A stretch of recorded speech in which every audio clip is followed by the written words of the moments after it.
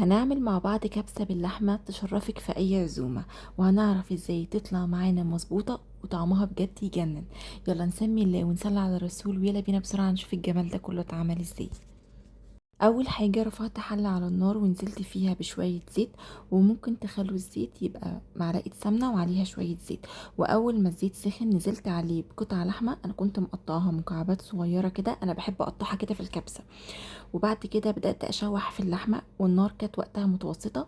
واول ما اللحمه بدات تتغير لونها وتتشوح كويس الشكل اللي انتوا شايفينه ده، نزلت عليها ببصلايه كبيره كنت مقطعاها مكعبات صغيره. ورجعت تاني قلبت البصل مع اللحمه كويس قوي.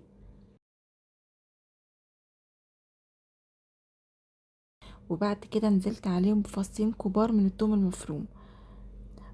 ورجعت قلبت تاني، وبعد كده نزلت بالتوابل. لو عندك توابل صحيحة زي القرفة الخشب او اللومي انزلي بيهم في الاول مع اللحمة.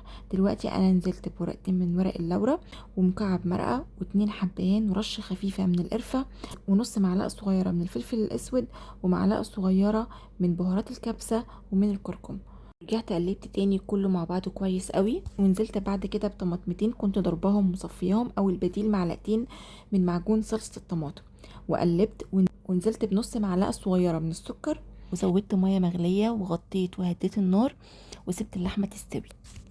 وكل شوية كنت ببص عليها، لو لقيتها ما فيهاش مية كنت بزود لها شوية مية تاني. وكانت اللحمة استوت بالشكل ده. واول ما اللحمة استوت وقتها حطيت الملح، وكنت غاسلة كوبايتين ونص من الرز البسمتي.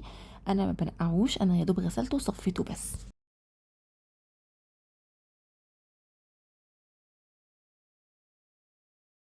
نزلت بالرز على اللحمة وقلبت كويس.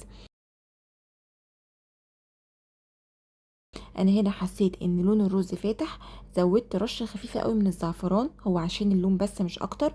لو مش عايزاه ما تحطيهوش.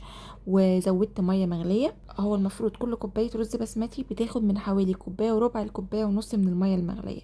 انا عن نفسي بحط الميه المغليه، بغطي الرز بحوالي مقدار عقله صباع. ولو في الاخر احتاج شويه ميه مغليين لقيتيه ما استواش، والرز بقى معاكي مفلفل ولسه باقيله شويه على السوا، ممكن ساعتها تزودي له شويه ميه مغليه كمان، وخلي النار هاديه عليه هيكمل سواه، محتاجش خلاص. دلوقتي بسيب النار عليه متوسطه لحد ما يتشرب الميه بتاعته، وبعد كده بقلبه وهدي عليه النار خالص واسيبه لحد ما يستوي. في النص هيحتاج يتقلب مره او مرتين، يعني كل شويه صغيرين كده بصي عليه وقلبيه تقليبه، وخلي النار هاديه وغطي عليه تاني. هيطلع معاكي بالجمال ده.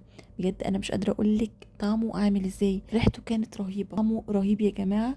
مفلفل جدا، اللحمه مستويه ودايبه. انا هنا كنت حمرت شويه زبيب في معلقه زيت وحطيته على الوش، بيدي طعم حلو قوي. انت ممكن تستخدمي اي نوع من مكسرات موجوده عندك. بجد من احلى الاكلات اللي تشرفك على سفرتك قدام ضيوف. جربوا الوصفه ومتاكده ان هي هتعجبكم. وبكده نكون وصلنا لنهايه الفيديو بتاعنا النهارده. اتمنى وصفتنا تكون عجبتكم وتشاركوها مع كل اللي بتحبوهم. واشوفكم فيديوهات تانية كتير بافكار كتير جديدة ان شاء الله تنال اعجابكم. واخيرا ما تنسوش اللايك والشير.